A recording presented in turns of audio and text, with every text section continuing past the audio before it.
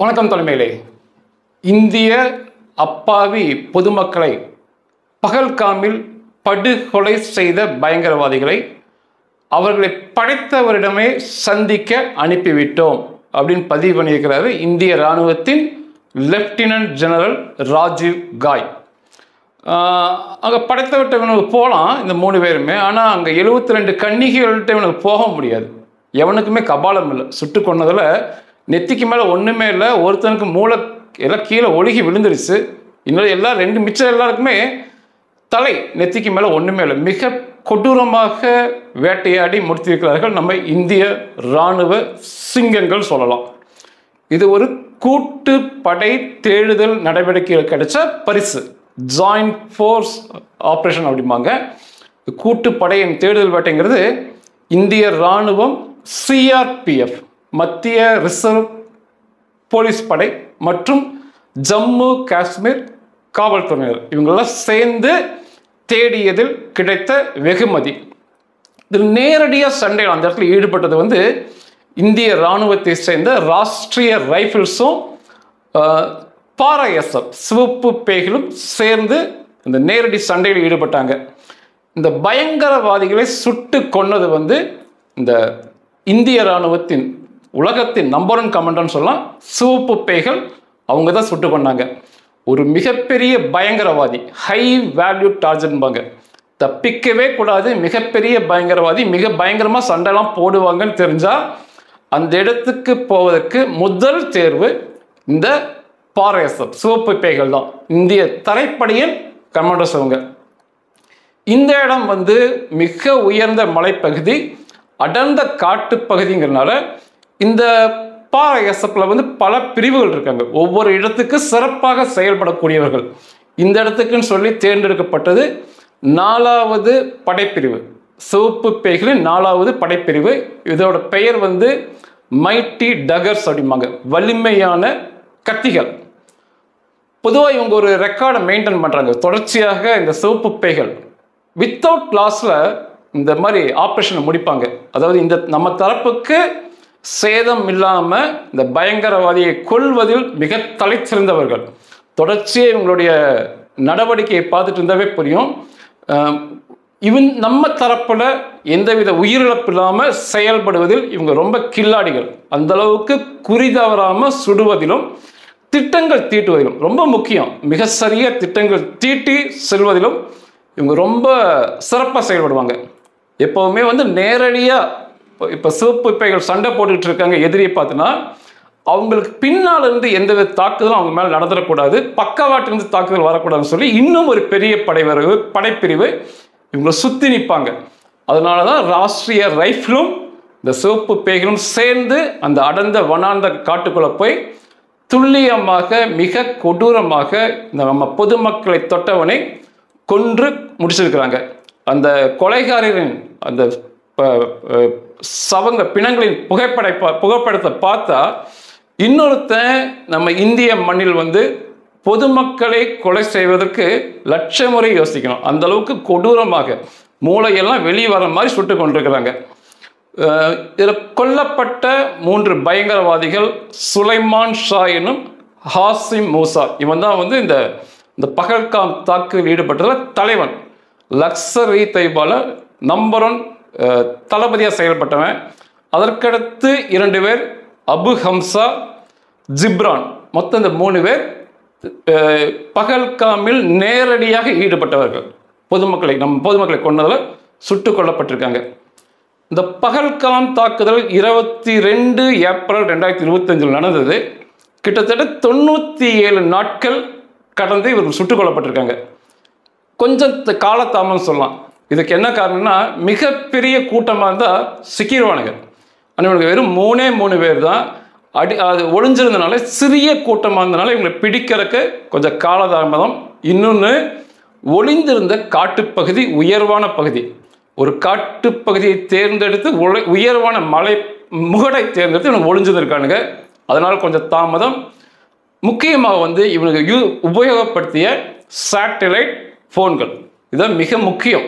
இந்த satellite phone இவனுக்கு கையில் வச்சிருந்தாலும் இவங்களை பிடிக்கிறதுக்கு இவ்வளோ காலதாமதமாச்சு.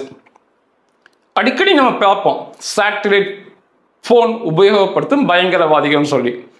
அது என்ன சேட்டலைட் ஃபோன் அப்படின்னா, நம்ம உபயோகப்படுத்தும் கைபேசி வந்து இப்போ நம்ம கூப்பிட்றோம் அப்படின்னா ஒருத்தருக்கு கைபேசியிலேருந்து தரை கட்டுப்பாடு டவர், இங்கே நம்ம ஊரில் பார்ப்போம் டவர், அந்த டவருக்கு போய் கைபேசிக்கு போகும். நம்ம இப்படி பேசும்போது நம்மை உடனடியாக இந்த கைபேசி எங்கே இருக்குன்னு சொல்லி கண்டுபிடிச்சிடலாம். அந்த டவர் மூலமாக கண்டுபிடிக்கலாம். முழுவதுமாக ஒட்டு கேட்கலாம். நம்ம என்ன பேசிக்கிட்டு இருக்கோம்னு சொல்லி ஒட்டு கேட்கலாம். ஆனால் இதில் இன்னொன்று முக்கியமானது, நமது கைபேசி வந்து எங்கே அலைவரிசைகள் இருக்கோ அங்கே மட்டுமே செயல்படும். ஒரு காட்டுப்பகுதி, அடர்ந்த மலைப்பகுதி, கடல் போன்ற பகுதிகளெல்லாம் நம்மளுக்கு டவர் கிடைக்காது, நமது கைபேசி வேலை செய்யாது. இது ரொம்ப ரொம்ப முக்கியமானது. அதே சமயத்தில் சேட்டலைட் ஃபோன் அப்படின்னா முதல்ல வந்து பேசுகிறத ஒட்டு கேட்க முடியாது.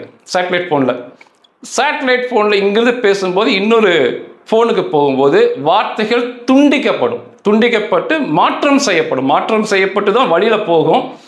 அந்த ஃபோனுக்கு போகும்போது முழுமையான வார்த்தைகளாக போகும், நம்ம வாட்ஸ்அப்பில் பண்ணுற மாதிரி. அதே போல் ஒரு மெசேஜ் பண்ணுறாங்க, அந்த சேட்டலைட் ஃபோன் மூலமாக மெசேஜ் பண்ணால் முழுமையாக கண்டுபிடிக்க முடியாது. வார்த்தைகள் உடைக்கப்பட்டு தான் போகும். அந்த கைபேசிக்கு போகுது முழுமையான வார்த்தையாக தான் அந்த கைபேசிக்கு போகும். ஆதலால் யார் சேட்டலைட் ஃபோனை யூஸ் பண்ணுறாங்களோ அதை ஒட்டு கேட்க முடியாது. அதே சமயத்தில் வந்து உலகத்தில் எந்த மூலையில் இருந்தாலும் செயல்படலாம். அந்த அளவுக்கு மிக சிறப்பான சேட்டலைட் ஃபோன்லாம் இருக்குது. அதெல்லாம் மிக விலை உயர்வாக இருக்கும். உபயோகப்படுத்தும் செலவுகள் மாதம் மிகப்பெரிய தொகையை கொடுக்கணும்.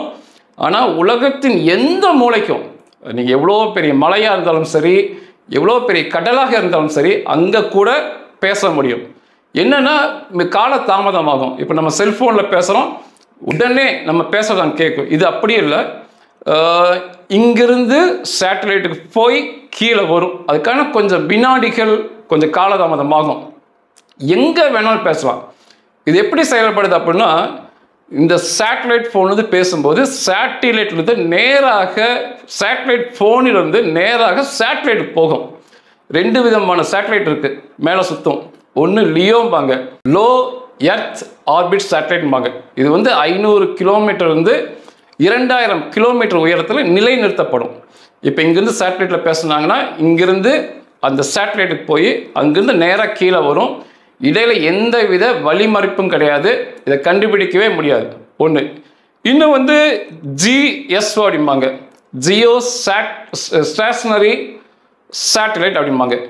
இது 35,786 கிலோமீட்டர் மேலே உயரத்தில் நிற்கும். கற்பனை பண்ணி எவ்வளோ உயரம் பாருங்க. அங்கே வந்து சேட்டலைட் நிலைநிறுத்துவாங்க. இந்த வழியாகவும் பேசலாம். நம்ம சேட்டலைட் ஃபோன் வந்து இவ்வளோ உயரத்துக்கு போய் அங்கிருந்து கீழே வரும். இதை போன்ற சேட்டலைட் வந்து முழு உலகத்தையுமே கவர் பண்ணிடும். இந்த உலகம் பூமி பந்தை முழுசாக கவர் பண்ணும். இதன் மூலமாகவும் பேசலாம். இதுக்கெல்லாம் அதிகமான பண செலவாகும். மிகப்பெரிய தலைவர்கள், மிகப்பெரிய பயங்கரவாதிகளும் இதை போன்ற சேட்டலைட்டை வந்து உபயோகப்படுத்திக்குவாங்க. அதனால் இந்த சேட்டலைட் ஃபோனை இவனுக்கு உபயோகப்படுத்துறதுனால தான் டவர் எங்கே போனாலும் இவனுக்கு டவர் கிடைக்கும். இப்போ இந்த காஷ்மீரில் அடர்ந்த காட்டுப்பகுதி, இது அங்கேயுமே டவர் கிடச்சிருக்குன்னா இந்த சேட்டலைட் ஃபோன் தான் காரணம். ஒட்டு கேட்க முடியாது. அப்படியே இவர்களை பற்றி தகவல் வேணும் அப்படின்னா எந்த சேட்டலைட்டை அவனுக்கு உபயோகப்படுத்துகிறாங்களோ அது எந்த நாட்டுக்குரியதோ அந்த நாட்டுக்கிட்ட போய் கேட்கணும். இந்த 3 சுட்டுக் கொல்லப்பட்ட பயங்கரவாதிகள் உபயோகப்படுத்திய சேட்டலைட் ஃபோன் வந்து அதுக்கு சர்வீஸ் கொடுத்தது வந்து சீனாவுடைய சேட்டலைட். நமக்கு அவனுக்கு பற்றிய தகவல் வேணும்னா சீனா அரசாங்கத்திட்ட போகணும். அரசாங்கத்தை போய் கேட்டால் ஒருவேளை அவர்கள் தரலாம். இவன் இந்த மாதிரி இந்த இடத்துல அவன் இருக்கான்னு சொல்லி பொதுவாக தரமாட்டாங்க. அதனால தான் இவர்களை கண்டுபிடிக்க இவ்வளவு காலதாமதமானது. இந்தியாவில் நம்ம சேட்டலைட் ஃபோன் உபயோகப்படுத்தலாம். நம்ம மத்திய அரசுகிட்ட வந்து நம்ம வந்து அதுக்கான அனுமதியை பெறணும்.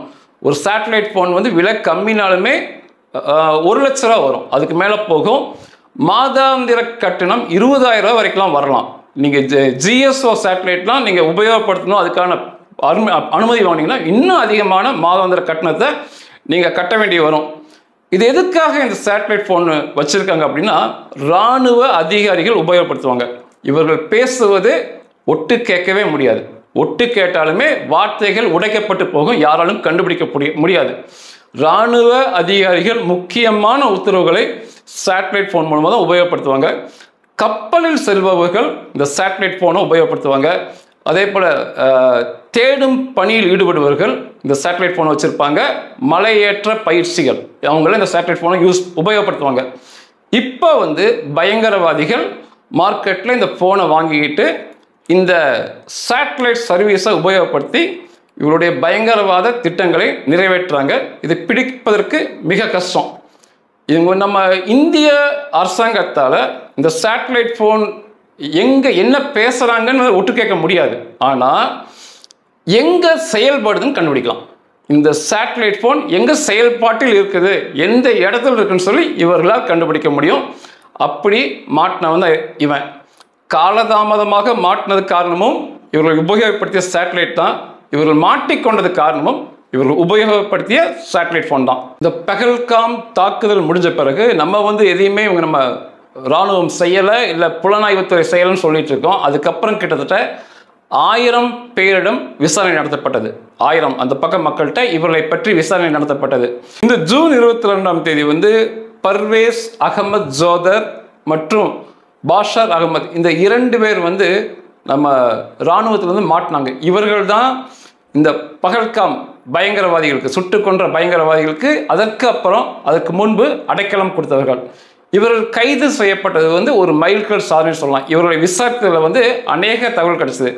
இதை விட முக்கியமாக இந்த மாதம் 11ஆம் தேதி ஜூலை 11ஆம் தேதி லிட்வாஸ் ஃபாரஸ்ட் ஏரியா, லிட்வாஸ் காட்டுப்பகுதி, இந்த காஷ்மீர் இருக்க காட்டுப்பகுதி, அந்த பகுதியில் ஒரு சீனாவுடைய சேட்டலைட் ஃபோன் இயங்குவது கண்டுபிடிக்கப்பட்டது. நான் ஏற்கனவே சொன்னேன், ஒட்டு கேட்க முடியாது, ஆனால் இயங்குவதை நமது இந்திய இராணுவத்தால், இந்திய அரசால் கண்டுபிடிக்க முடியும். அப்படி இந்த எஸ்ரே வச்சு இந்த ரொம்ப காட்டுப்பகுதியில் தேடும்போது இந்த ஜூலை 11 ஒரு சீனாவுடைய சேட்டலைட் ஃபோன் இயங்கி கொண்டிருப்பது அந்த காட்டுப்பகுதியில் கண்டுபிடிக்கப்பட்டது. இது நம்ம இராணுவத்துக்கு சொன்ன போது நம்ம இராணுவத்தில் கோட் காப்டர் அப்படிம்பாங்க. ஒரு சிறிய ட்ரோன்னு சொல்லலாம், சத்தமே இல்லாமல் பறக்கும், புகைப்படங்கள் வீடியோக்கள் எடுக்கும். இந்த கோட் காப்டர், இந்த கோட் காப்டர் அவ்வளோ பெரிய வனாந்தர பகுதியில் இவர்களை துல்லியமாக கண்டுபிடிக்கணும். ஏன்னா ஒரு சேட்டலைட் ஃபோன் உபயோகப்படுத்தினாவே அவன் மிகப்பெரிய பயங்கரவாதி என்று பொருள். அதனால் இது இவனுக்கு 3 பேர் தான் தெரியாது, ஆனால் மிக முக்கியமானவர்கள் இருக்காங்க என்பதால் கோட் காப்டரை வச்சு தேடினாங்க. தேடும்போது டெசிகாம் நேஷனல் பார்க் அப்படிம்பாங்க. ஜம்மு காஷ்மீர்லேருந்து ஒரு 24 கிலோமீட்டர், ஸ்ரீநகர்லேருந்து ஒரு 24 கிலோமீட்டருக்கு 141 சதுர கிலோமீட்டர், அவ்வளோ பெரிய இது ஒரு தேசிய பூங்கா. அதுக்கு பக்கத்தில் ஹர்வான் காடு அப்படிம்பாங்க. அப்படியே இந்த ஹோட்காப்டரில் நெருக்கி சரியான பகுதி கொண்டு போய் இந்த ஹர்வான் ஃபாரஸ்ட்டுங்கிற இடத்துல, இது நீங்கள் பார்த்தீங்கன்னா ஸ்ரீநகர் ஒரு 30 கிலோமீட்டருக்குள்ள வரும், அடர்ந்த காட்டுப்பகுதி, உயரமான மேட்டுப்பகுதி. இப்போ ஒளிஞ்சுக்கிட்டால் கண்டுபிடிக்கவே முடியாது. அந்த இடத்துல ஹோட்காப்டரால் மிக துல்லியமாக பயங்கரவாதிகள் ஒளிந்திருப்பது, டென்ட்டில் இருப்பது, மறைந்திருப்பது துல்லியமாக கண்டுபிடிக்கப்பட்டது. இவருடைய இடம் இவ்வளோ உயரமான இடத்துக்கு போனால் இவர்களை சுட்டுக் கொள்ளணும்னா, ஏன்னா அவங்க மேட்டுப்பகுதியில் இருக்காங்க, சிறப்பு பயிற்சி பெற்றவர்கள் வேணுங்கிறதுனால இதற்கு நம்பர் 1 தேர்வாக சிவப்பு பேய்களிலிருந்து 4ஆம் படைப்பிரிவு, இந்த மைட்டி வலிமையான கத்திகள் படைப்பிரிவு தேர்ந்தெடுத்து அவர்களுக்குடன் இணைந்து செயல்பட ராஷ்டிரிய ரைஃபிள் அதனுடைய அதிரடிப்படை கமாண்டர்ஸை தேர்ந்தெடுத்து கூட்டாக அனுப்பி மெதுவாக சென்று இந்த திங்கட்கிழமை அந்த டென்ட்டில் தங்கியிருந்த, அங்கே ஒரு டென்ட் அமைத்து தங்கியிருந்த அந்த 3 பயங்கரவாதிகளையும் கொடூரமாக நம்ம சிவப்பு படை வீரர்கள் சுட்டு கொண்டாங்க. இதுதான் இதோட முழு விவரம். சுட்டு கொண்ட பிறகு இந்த இவருடைய பயங்கரவாதிகளின் உடல்களை அடையாளப்படுத்துவதற்கு, முகமெல்லாம் சிதஞ்சரித்து அடையாளப்படுத்துவதற்கு ஸ்ரீநகர் கொண்டு வந்த பிறகு ஏற்கனவே இந்த 2 பேர் கைது பண்ணாங்கல்ல, அந்த அடைக்கலம் கொடுத்தவர்கள், அவர்களை கூட்டு காட்டிய போது அவங்க அதை ஒத்துக்கிட்டாங்க, இவர்கள் தான் பகல்காம் பயங்கரவாதத்தில் ஈடுபட்டது என்று. அதுபோக அவர்கள் வைத்திருந்த ஆயுதங்கள் இருந்த குண்டுகளும், பகல்காமில் சுட்டுக் கொல்லப்பட்ட பொதுமக்களின் மீது பாய்ந்த குண்டுகளும் ஒரே வகை குண்டுகளும் கண்டுபிடிக்கப்பட்டிருக்கு. இவர்கிட்ட பாகிஸ்தானுடைய ஓட்டர் ஐடி, வாக்காளர் அடையாள உரிமை கைப்பற்றப்பட்டிருக்கு. இந்த சிதம்பரம் கூட தவறாக பதிவு பண்ணியிருந்தாரு. இப்படி தவறாக பேசுவது, சராசரி நபர் பேசுவது தப்பு. அது முன்னாள் உள்துறை அமைச்சர், நிதி அமைச்சர் பேசியது மிகப்பெரிய தவறு. அவர்கள் வந்து இந்தியாவிலிருந்து வந்துட்டான்னு சொல்லி. இவர்கள் பாகிஸ்தானிலிருந்து வந்தவர்கள் என்று துல்லியமாக நிரூபிக்கப்பட்டிருக்கு. அதுபோக அவர்கள் பாகிஸ்தான் பொருட்கள், சாக்லேட் போன்ற பொருளும் அவர்களோட கைப்பற்றப்பட்டிருக்கு. தொடர்ச்சியான தேடுதல் வேட்டை. இந்த 3 பேர் கொல்லப்பட்டது மிகப்பெரிய மைல்கல் சாதனை. அதுக்கு முன்னாலும் பயங்கரவாதிகள் கொல்லப்பட்டிருக்காங்க. அதுக்கப்புறம் நேற்று கூட 2 பேர் கொல்லப்பட்டிருக்காங்க. தொடர்ச்சியாக வேட்டையாடி கொண்டே இருக்கிறாங்க. ஆனால் கடவுளுடைய அதிர்ஷ்டம் தான் சொல்லணும், நமது படைப்பிரிவினருக்கு இவ்வளோ ஒரு முக்கியமான பயங்கரவாதிகளை கொல்லும்போது கூட சிறிய சேதாரம் இல்லாமல் வேட்டையாடினது மிகப்பெரிய பாராட்டுக்குரிய விஷயம். இதில் வந்து இந்த சிவப்பு பேய்களுடைய வரலாற்றை எடுத்து பார்த்தோம்னா அதிசயத்தக்க பிரமிக்கத்தக்க வகையில் வச்சுருப்பாங்க. இவங்க 5 பேர் போயிருப்பாங்க. அந்த தரப்பில் வந்து 200 பேர்த்த கொண்டிருப்பாங்க. பாகிஸ்தான் தரப்பில் இந்த 5 பேரும் பத்திரமா திரும்பி வந்திருப்பாங்க. இதை போன்ற தொடர்ச்சியாக இவங்க சாதித்து கொண்டே இருக்காங்க. இதுலேயுமே மிக சிறப்பாக சாதிச்சிருக்காங்க. இதுக்கு காரணம் பயிற்சி தான். எவ்வளோக்கு எவ்வளோ நம்ம பயிற்சிகள் எடுக்கிறோமோ நம்முடைய காரியம் மிகப்பெரிய வெற்றியை பெறும். பயிற்சியை பொறுத்து தான் ரிசல்ட்டு, அதோட முடிவு வரும். நல்ல பயிற்சி எடுத்திருந்தோம் அப்படின்னா நல்ல முடிவை நம்ம கொடுக்கலாம். இவர்கள் தொடர்ச்சியான சிறப்பான பயிற்சிகள் எடுப்பதால் இன்னைக்கு வந்து உலக அளவில் இவர்களுக்கு இணையான ஒரு கமாண்டோ படைப்பிரிவு எங்கேயுமே இருக்காது. அவ்வளோ உயரமான காட்டுப்பகுதியில் ஏறி போகணும். அவனுங்க மேலே உட்காந்துட்டு இருக்கானுங்க, பார்த்தா சுடுவானுங்க. சத்தமே இல்லாமல் ஏறி போகணும், சலனமே இல்லாமல் உள்ளே இருக்கவங்கள சுட்டு கொள்ளணும். மிக துரிதமாக மின்னல் வேகத்தில் சுட்டு கொண்டு, அதுவும் கொடுமையாக. இன்னும் ஒரு பயங்கரவாதி இந்திய மக்களை தொடுவதற்கு கனவிலுமே யோசிக்கக்கூடாது. இந்த புகைப்படம்லாம் பார்த்தா மிரட்டலாக இருக்குது. நெத்தி கலண்டு போய் மூளை வெளியே உளுந்து இன்னொருத்தர் கண்ணெல்லாம் வெளியே தெரிச்சு அப்படி தான் இருக்கானுங்க. அந்த புகைப்படம்ல வேணுன்னே தான் பரப்புறது. இன்னொரு பயங்கரவாதி இந்த மாதிரி செயல்கள் செய்ய யோசிக்கணும். மிக சிறப்பாக சிங்கம் போல வேட்டையை முடிச்சிருக்காங்க. அவருக்கு பாராட்டுக்கள். இந்த ஆப்ரேஷனுடைய பெயர், இந்த நடவடிக்கையின் பேர் ஆப்ரேஷன் மகாதேவ். அந்த காட்டு பகுதிக்கு வந்து மகாதேவ் என்ற இன்னொரு பெயர் இருக்கு. அதனால ஆப்ரேஷன் மகாதேவ்னு வச்சிருந்தாங்க. மிக சிறப்பான உலகம் வியக்கும் வண்ணமான ஒரு கமாண்டோ ரைடு இது. பாராட்டுக்கள் இந்திய ராணுவத்திற்கு, குறிப்பாக பாரா SF சிவப்பு பேய்களுக்கு மனதார்ந்த பாராட்டுக்கள். நன்றிகள்.